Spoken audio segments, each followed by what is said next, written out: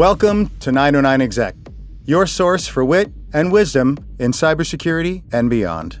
On this podcast, your host, veteran, Chief Security Officer, and Cyber Aficionado Den Jones taps his vast network to bring you guests, stories, opinions, predictions, and analysis you won't get anywhere else. Join us for 909 Exec, episode 48 with Chelsea Jarvie.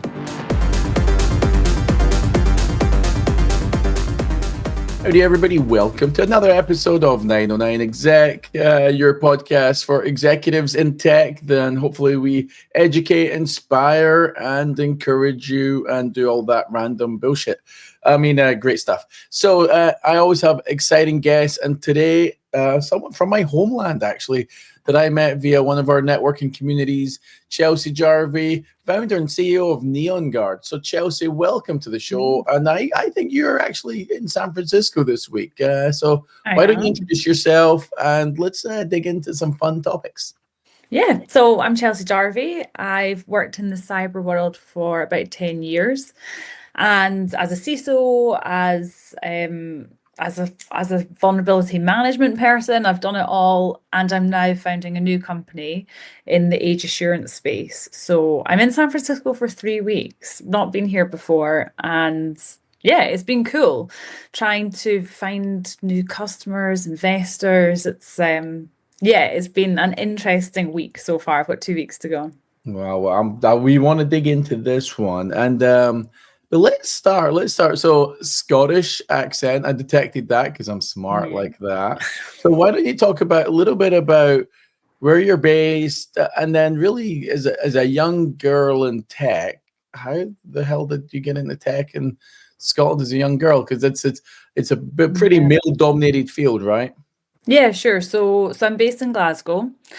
But I'm from, if anybody who knows Scotland, I'm from Perth originally, which is a bit further north.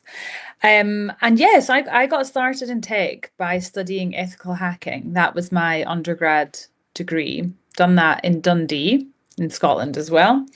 But yeah, I had no ambition of going into tech or computer science at all, or cyber. And I thought when I started my ethical hacking degree, I thought, oh God, I don't hack things in my spare time. Like, is this the right degree for me? But I was on a funny course because I actually wanted to do pharmacy. Like, loved biology, loved science, wanted to do pharmacy, and I got rejected. So I had nothing to do after school. But computing was always one of my strongest subjects. So I thought I really want to help people. And that's what I wanted to do with pharmacy, is help people get better and things. So when I realized that you could help people through computing, I thought, right, well, maybe ethical hacking's for me. I can protect people from the hackers. And so that's how I ended up in it. And at the time, I thought, this is crazy. Why am I doing this? But it definitely has been the right field for me. And years later. Yeah, pretty much stumbled into it. Yeah. So if you're gonna go back and give I'm guessing at this point, were you like 17? Yes, I started my degree at 19. So yeah, when I was 18, I had like nothing to do. So I went to college for a year and studied more. We do hires. I already had 6 hires. I studied another 4 hires for no reason, really, just to work out like what was I going to do with my life. What next? Yeah. Well, it's funny. So I don't know if the people in the US kind of know this, but in Scotland we can leave high school when we're 16. There's no real concept of graduating like they have here. No. It's you're 16, you're allowed to leave, get out. Yeah. And then if you really want, you could stay in school till you're 18 and do hires. So more certificates, really. And then from 16 onwards, you have the ability to go to college or university, or they would call here trade schools as well. Right, right. And so basically about 18, 19, you're figuring out, right, okay, I want to do this. So if you were going to give the young Chelsea at 18 advice, knowing what you know now, how would that change? Yeah, I think the careers department in school just had no idea the types of jobs that you could actually do in the corporate world. And so ethical hacking was never something discussed at school. Cybersecurity was never discussed. And there's so many, I think the cybersecurity field has grown, but there's so many different skills needed in this field. So I think trying to go out and meet people in industry and sort of break out of that career, the career advice that you get in school, to try and get more real world insight. I wish I'd done that sooner. Yeah. To be honest, because I worked in Boots, so like Walgreens here. I worked in the pharmacy, which was like why I wanted to do pharmacy. It was just what I had access to. So yeah, I think, and I guess maybe if there's more corporates going into schools to say all the different types of jobs that you can do, I think is helpful as well, so people have a wider idea of what they could do after they leave. Yeah, it's really interesting because I'm going to guess this was a few years after me. I was a postman when I was 16. Walking the streets of Livingston. Oh God. Yeah. And there was no I think in Scotland, it's funny because I just always thought of like, well, what are all the jobs that people do that I know? Yeah. And when I moved here, like my kids grew up here and they're like, I could be a rocket scientist at NASA. Yeah. I could be an entrepreneur. Why? Because we know so many of them. Yeah. Like in Scotland growing up, so I'll date myself, mid-90s. In the mid-90s in Scotland, just as the internet was being born, there wasn't a lot of people I knew that even had computers or knew what computers were. So when I left the post office to go to college, I only done that. My buddy had music gear and I wanted music gear. So your motivations are pretty simple. So I mean, basically that was it for me. And it sounds like for you were like, the pharmacy thing just fell through the pan. So yeah, okay, what next? I'm kind of good on a computer. Yeah. That's pretty funny. So when you went through college, what was how many other, so maybe 30 plus people in the class, and how many females were in the class? Yeah, so my course at uni, I think, started with about 70 in total, and there was only 3 women, and 2 of us graduated. Yeah. Shit. So it was really, I found it quite intimidating actually, joining that degree. And everybody was very nice, but a long time, and thought about just leaving it. To do what, I never knew, but I thought, I don't know if this is for me. Yeah, I mean, I think back to my class, I do know there was at least 1 female in the class, which is kind of interesting because when you go into the industry itself, the numbers aren't spectacularly different, right? No. So as you were growing, so in you leave uni, what's the first job you get, and what was that like? Yeah. So when I was at uni, I started getting involved in the women in tech scene, and then through that managed to get 2 internships, because our degrees are 4 years. I'm not sure what they are in the US. Yeah. But in Scotland they're 4 years, in England they're 3. So I managed to do 2 internships. One was at Skyscanner, because it was headquartered in Edinburgh, and then another was in Prudential, which is like a pension financial services company based in Stirling. I don't know if you remember them from your days. Everybody worked at the Pru at some point, I think. I done a stint at Scottish Widows. Oh, right. So it's funny. It's like, you do the insurance scene or the bank scene or the tech scene. Yeah. So I moved. So I got on really well at Prudential, and then they offered me a graduate job in their vulnerability management team.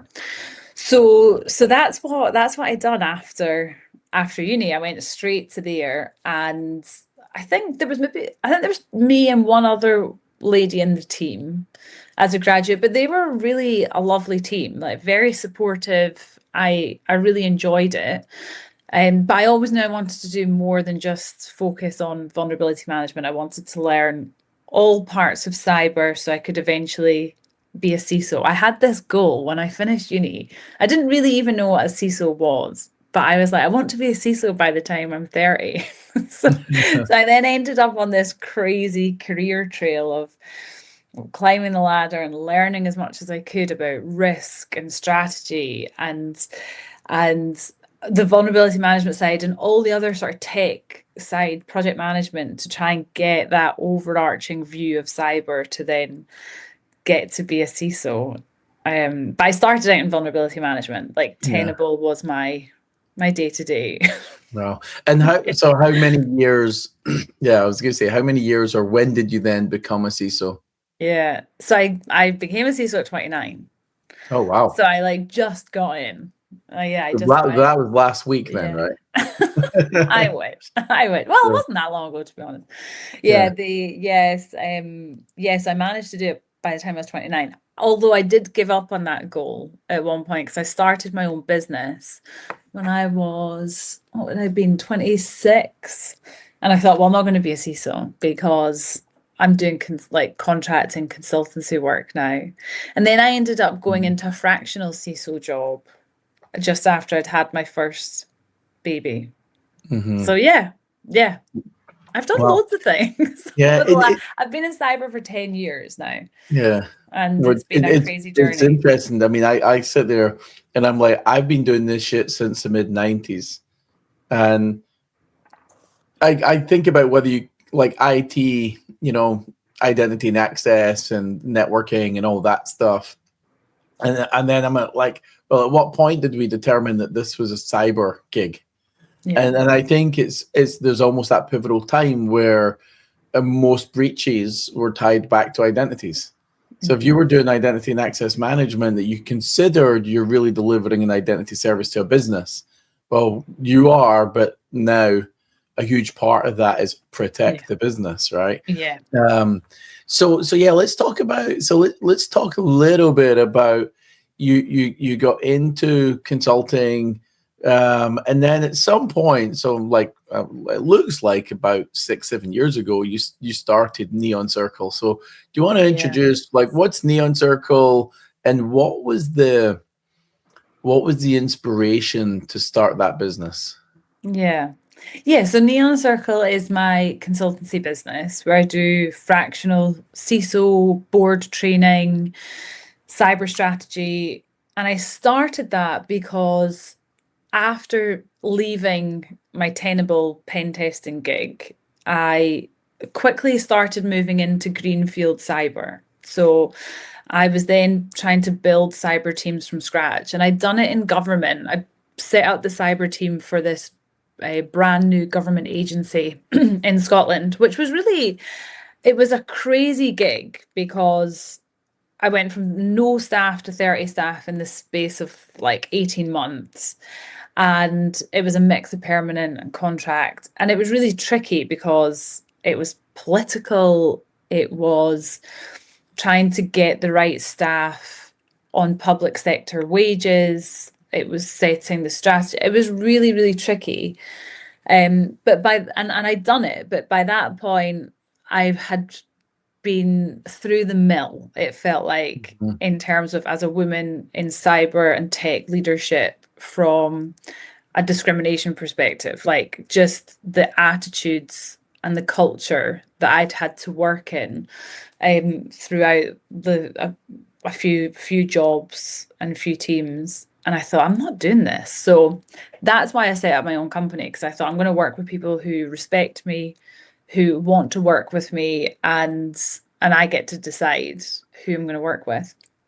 So that's why I set it up. And so I left my public sector job with nowhere to go because I thought I'm just not prepared to stay here anymore. Not putting up with this bullshit. Yeah. Which I was really like, oh God, how am I going to pay my bills? But it actually worked out fine because I've built a really good network and managed to get a contract work.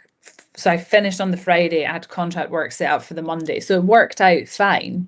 And then and so that business has been me giving the advice and the strategic experience that I have. Because in the consultancy role as well, I've set up more cyber teams, and I love cyber transformation, like building something from scratch or transforming the cyber posture that a company is currently in to something that's more in line with the board's appetite to risk, and working out how you do that with the money that you've got, because you've never got enough money and you've never got enough resource. Yeah, exactly. Yeah. So I love that, and I've had really great clients over the years. And as part of that, I also then started doing keynote speaking, which I didn't go out looking to do keynote speaking, but people kept asking me to speak. So then I've now managed to be working all over the world as a keynote speaker. So I've had great opportunities. Let me pause you there, because I want to come back to this whole keynote speaking business, but we'll pause for a brief message.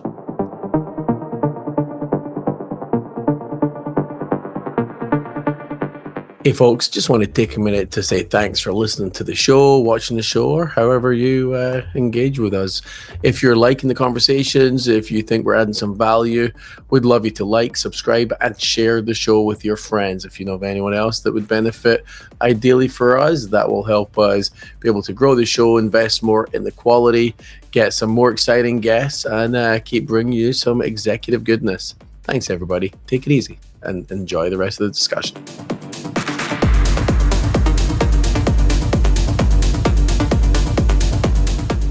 So let's dig into so there's a couple of things you mentioned there, right? One is the culture of the environment you were working in, I think was less than respectful to your gender. And so you've done quite a few government leadership gigs. So what was the atmosphere in government in the UK back then? Yeah. Is it's interesting. Happy old men business? I think, do you know what? It's not just government. I've worked in different organizations throughout my career where you get some great people, some great, very respectful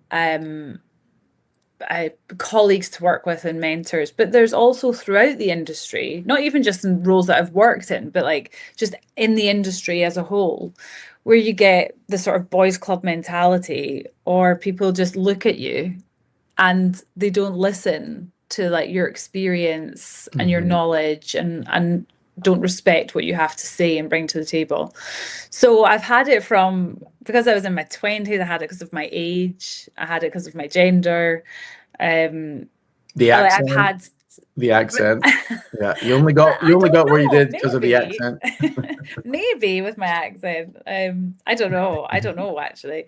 But and then like comments like, when are you going to have kids? If you have kids, how long are you going to take off? But that was before I had kids, and then I've now had 2 kids and it's just like some of the things that have been said to me has been pretty horrendous. Yeah. And so if you were going to give advice to women who are following in your footsteps, positive advice, what would you suggest on how they navigate some of those tougher remarks or conversations? Yeah, it is really tough, because nowadays I just don't put up with it. But I think that's taken a long time to sort of build that confidence in yourself, to know that you're not going to tolerate it. But I think even if in the moment somebody catches you off guard, I think going back and saying, actually, this is how you made me feel, I think is really empowering to you. But also, some people don't even realize that maybe they've made a remark that doesn't sit right with you. Some people do. And that's a whole other thing. But I think for some people it's just like, I actually didn't realize or didn't mean it in that way or in a disrespectful way. So I think knowing that it's okay to say, actually, I don't feel okay with what you've said there, or I think is an empowering thing. But also, if you are in an environment where you're just not respected, get out. Like, don't waste time in a place where you're not respected for your knowledge and your experience and the views that you bring. get onto something else Yeah. that's where I you did. can I give used value. to. Yeah, I used to say so. I used to work with someone who was a bit of a difficult leader. As you mentioned, right? Some of this life can get a little bit political, and I don't mean world politics, internal enterprise politics. Yeah. And somebody said to me, they were like, "Man, how do you work with that guy?" And he can remain nameless, but how do you work with that guy? And he was a peer of mine. And I turned around and said, "I find the things that we have in common, like for the business, and I focus on moving them forward quicker. The Yeah. things that I know he's not in alignment with, I park them a little bit and just plant seeds and chip away. So the Yeah. reality is you might, in order to deliver 10 things, you always need your network within an enterprise, within that business, to really help deliver those things. So Yeah. for me, it's always a case of navigate those conversations. But again, this goes back to testament of build your network, even Yes. inside the organizations. And sometimes that's like, I'm going to go play golf, and I'm not very good at that, but sometimes I'll do it. And then other times going out for drinks and dinner, I'm really good at that. I'm pretty solid there. So yeah, I think but it's harder, right? Now, it's funny because you and I both do something very similar, right? We're both out there applying this fractional CISO field vulnerability, virtual CISO, like consultancy type business. And you mentioned something which I totally subscribe to, which is I'm not going to work with assholes. Yeah. Quite frankly, even if I come across a customer that I think at the beginning, like, this customer is just going to be a pain in the ass, or they don't know why we're there. Yeah. Like, I don't necessarily care to lose that business. I mean, especially like we're in our first year, so for me, it's like I want all the business I can get because we're really scrapping for business. But at the same time, we are getting referrals on a regular basis, people within our network. I don't want to work with idiots and stuff. Yeah. So if you were going to give someone, let's talk about a couple of bits of advice. For someone who's starting to do what we do, what would you suggest? Like, one bit of advice of something you should definitely do and one thing to avoid. Yeah, so my husband always says you need to protect your peace. And so if there's somebody who's disrupting your peace, then you need to find a way of either getting to a common ground with that person or getting rid. And I think in terms of your network, I cannot emphasize the same as you how important your network is. And I think that, your network, not even just in cyber, but just in tech and, in your own niche area. Like I'm involved in a lot of women in tech networks and then cyber leadership networks. And I'm just finishing my PhD as well. So networks in as many places as you can, I think, is very, very beneficial for your career. And then, definitely protect your peace and work out where you're respected and where you can give the most value as well. Yeah. I think that's the two things that I kind of live by in my career. I always think of this, which is for the one for me is just, remain optimistic, be positive, like realize. I look at it like this, when I was in the first 6 months, things were slow to a small grinding start, right? And I was just like, oh, this is shit, right? Yeah. But then I remember I was driving up to Tahoe, and I remember just passing all these buildings all the way up, and then I was like, wait a minute, every single one of these companies needs protection. Every single one of these companies struggle. Every single one of these companies, to your point earlier, they don't have the budget, they don't have the resources, and quite often they don't have the leadership skills to navigate through that. Yeah. And I'm like, so there's lots of opportunity. Yeah. I mean, there really is. And for me as well, a lot of my network are people that do what we do as well. And, I, like yourself, I'll say, come on the show. Yeah. And bringing people on the show who do what I do isn't detracting away from me making money or building my business. If anything, it helps us grow together. We can help each other. So I look at it like, be optimistic, build that network. And I love your husband's statement of like the piece, right? Yeah. Pick who you socialize with.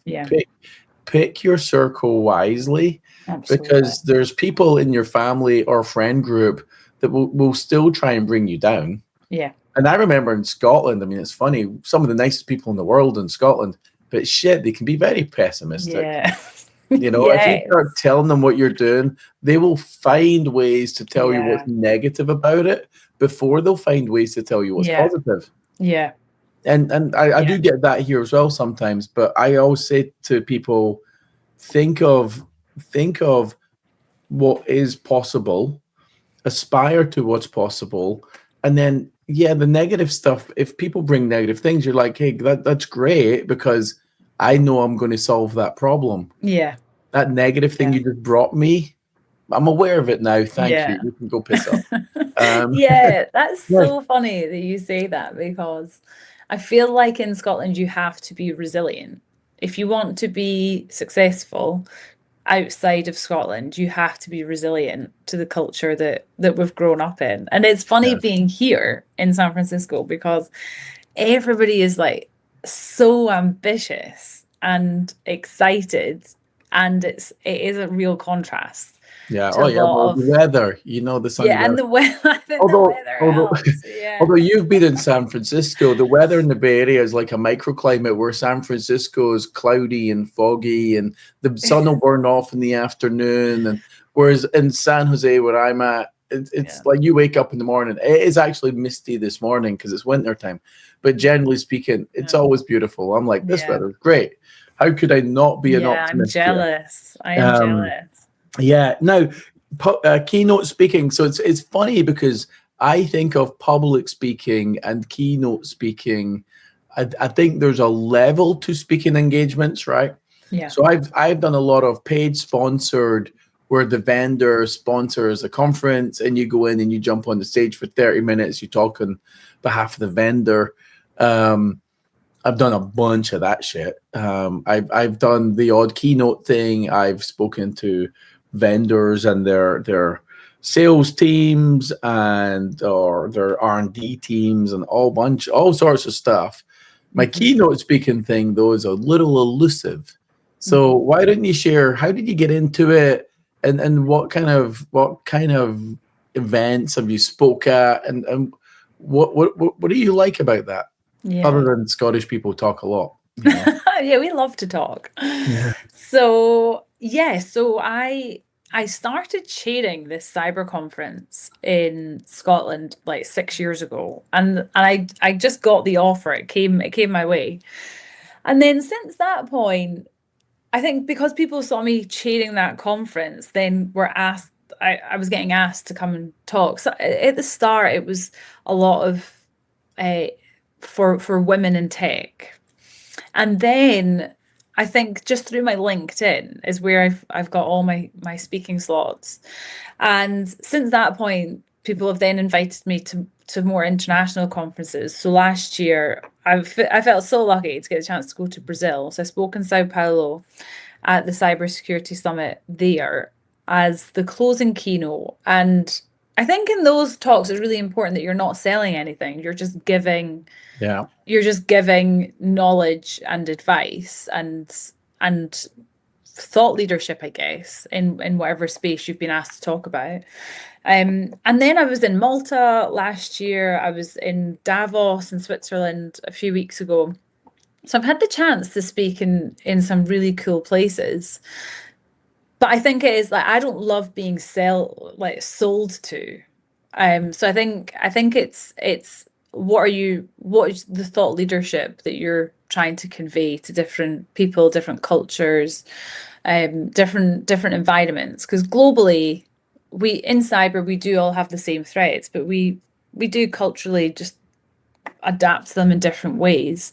So I've really enjoyed that. I've enjoyed getting to speak and meet a diverse audience of people from all over the world. and discuss cyber and the things that the strategies that I've had in my leadership positions and what's worked and what's not, and then learning from other people as well. So it's been interesting because I never chose it, but I do love that network and the connection and trying to give value to people. Some people take it, some people don't, what your advice, but if it just gets them thinking about something, I think that's really cool. Yeah. And it's interesting for me because one of the things I worked for a startup before I started 909 Cyber, and I ran security and IT, but it was a zero trust vendor that I had been a customer of during my time at Adobe. And I basically said to the founders, I'm like, I'll do the talks, but I'm not going to do the talks and talk about your product. Yeah. If anyone wants to learn about the product, they can go to the booth and get the shit there. And get the demo. And get the demo and all that. Yeah. And they're like, that's cool. They're like, we want you just to talk thought leadership. Yeah. And because I had deployed Zero Trust Adobe in 2017, then moved to Cisco 2020 and done the same thing there, and then joined that ZT vendor. So for me, it's like I can talk thought leadership on strategy. Yeah. That does include some of the little drips of Kool-Aid of Zero Trust, right? Yeah. So it did play in fine, but I think the reality is so many conferences we go to, they are just like every speaker is talking about shit that their product company makes, and they pay to be there. Yeah. So I totally understand it. But it does get tiring after a while, doesn't it? Yes, I think there are. So I don't do many free events now because I just feel like I've got my kids. I've got to make money. Like if I'm spending days preparing a talk and traveling, like that's time, and time for me is money as an independent business person. But I do. There are conferences where it's like, okay, if like we would love you to come and speak, but pay us. And I'm like, well, no. No, I'm not there to sell a product. But it is tricky. The event space is tricky. It's like, how do you put the events on if you're not charging people to attend? So you do need the sponsorship, but it is. It's an interesting market. Yeah, and things like Black Hat and RSA and all that stuff. It's funny now because I don't really go to those events to go to the events. I no longer buy a ticket for Black Hat or RSA. I'll go to the city. I'll do networking. Yeah.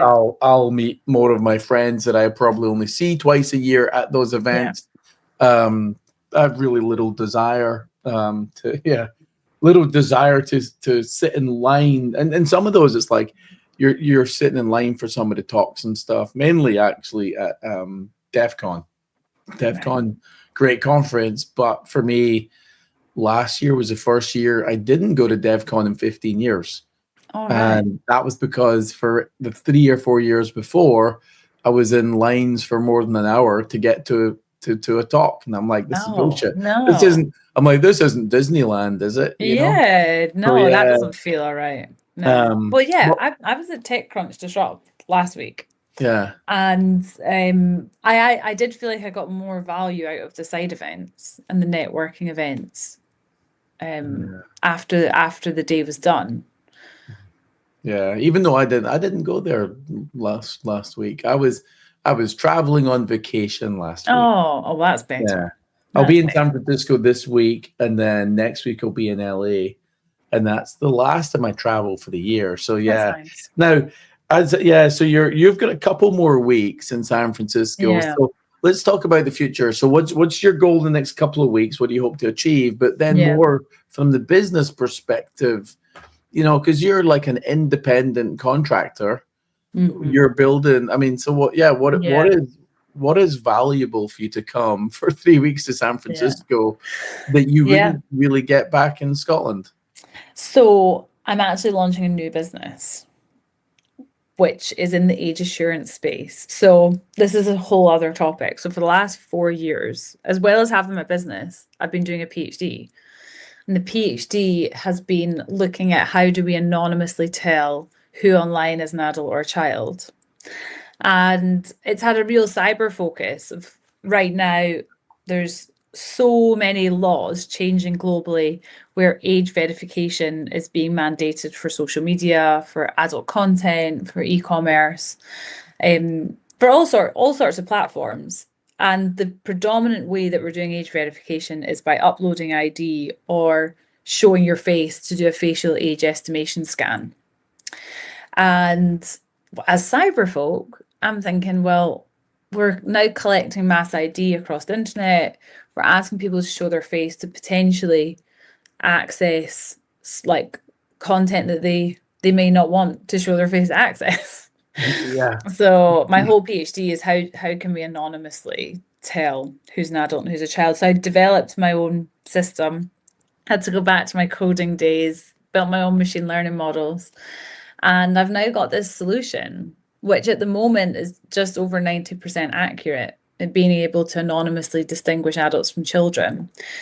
So I'm like, okay, well, I've got 2 kids. I want to make the internet a safer place for them. So I want to take this commercial. So I literally was due to submit my PhD on Friday, and I was ready. I tried to upload it, and the uni wasn't ready for me. Oh, wow. So, I know, but I'm like, it's done. I'm done on my side. So I've now got a new startup, and I'm trying to get that investment to take it to the next level and get it out there into the world, which is why I'm in San Francisco. And I think it's interesting trying to build in Scotland versus just like the opportunity and mindset here is just very different. Well, yeah, what's it been? I mean, can you describe the difference, and then what's it been like trying to pitch to investors? Yeah. So the mindset is just so ambitious. Like everybody has a startup idea. Like it's like entrepreneurship's in the water in this place. And it's quite refreshing. It's quite refreshing. The refreshing water. I think Scottish waters actually taste better. I think the water is nicer in Scotland, but the attitude here is quite refreshing. Just like the ambition and the sort of like, let's just do it attitude. I've enjoyed that. And I think as somebody from Scotland coming over, everybody's like, you need warm intros. So I've been hustling this last week, going back to back networking events just to try and grow my network, meet different people, and try and get to the people who align with me and my goals and want to support that. So yes, I'm here for another 2 weeks, and if there's anybody who buys what I'm selling, then please get in touch with me. Because anybody who is interested in anonymous age verification, they'll help make the internet a safer place. Maybe for our kids, really, it's maybe more kid thing.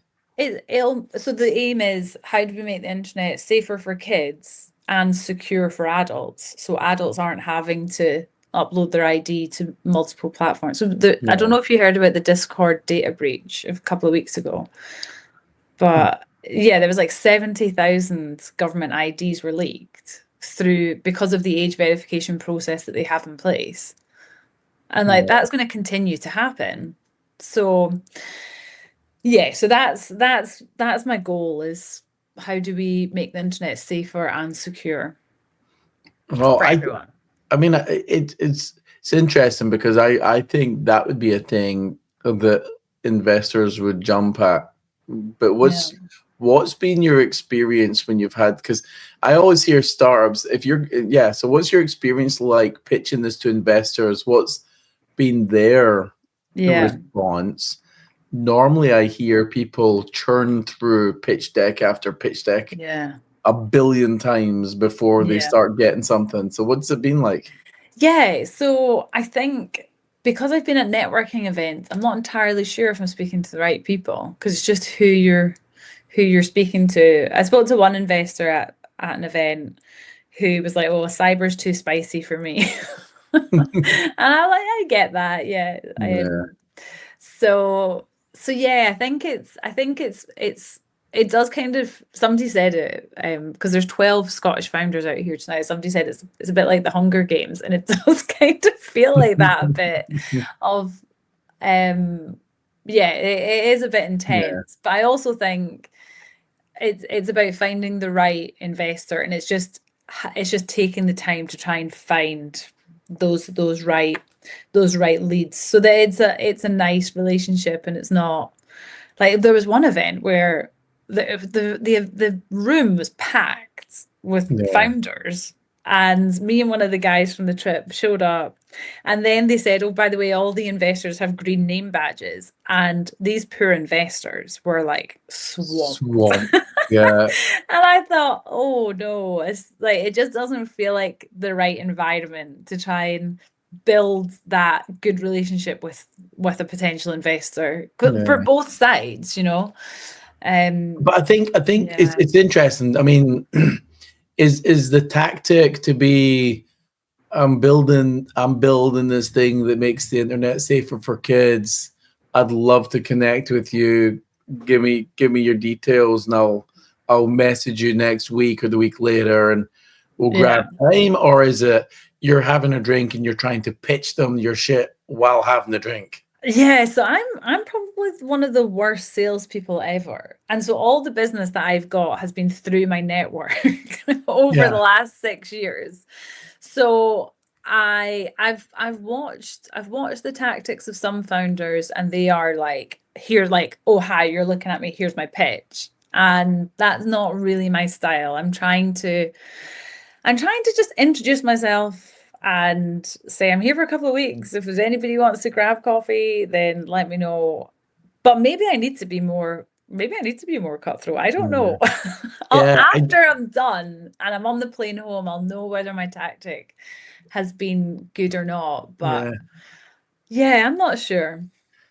It's yeah. I mean, I've had a bunch of founders on the show, and through our business, our consultancy, then we deal with a lot of founders. Yeah. I have never once thought to ask them what made a pitch successful. But I think in the next couple of shows, when I bring in founders, I think I'll bring in some more founders, and then I'll also bring in some more investors. Yeah, I want to hear.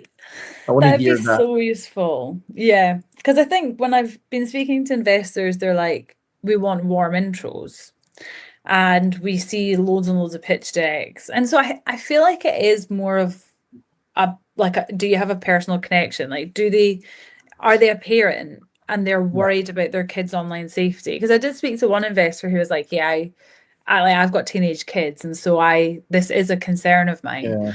So I think if you can connect, I think that's where the magic happens, instead of it being we're shoved in this like busy room and I'm going to pitch, and like a million other people are going to try and pitch it. Just it wasn't great. It's pretty. I mean, it is. But I think that's part of the slog, really, right? But one of the takeaways, I guess, then is if you're going to be a founder, then and you're looking for investment, then you've got to figure out how you plan to pitch. Yeah.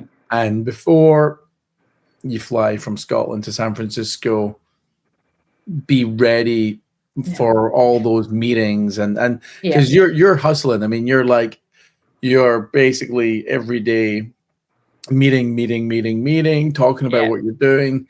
But I think the biggest thing is, most investors, there's a passionate element to this one, do you care about your kids on the internet? Yeah. So there is that piece of the puzzle. But at the end of the day, what the investors really care about is, am I going to make money?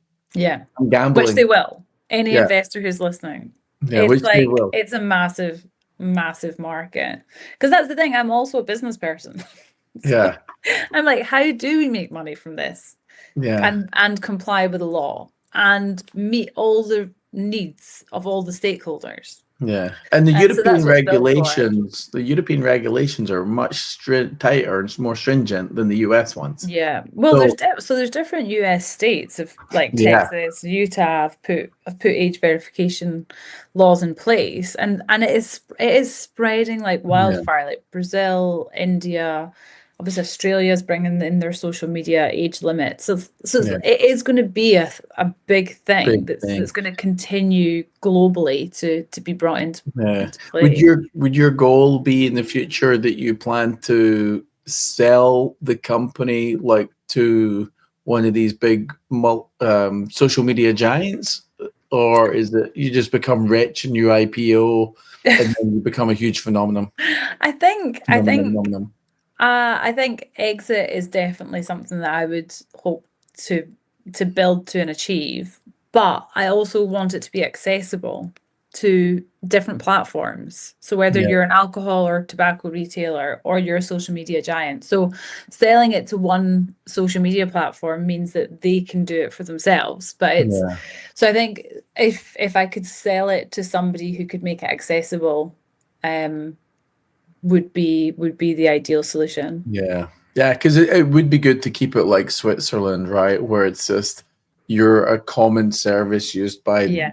the world. Yeah. That is awesome. So as time ticks on, Chelsea, I'm going to ask one simple question for you to help close us out. Okay. If you're going to give advice to anybody who's following in your footsteps, what would it be?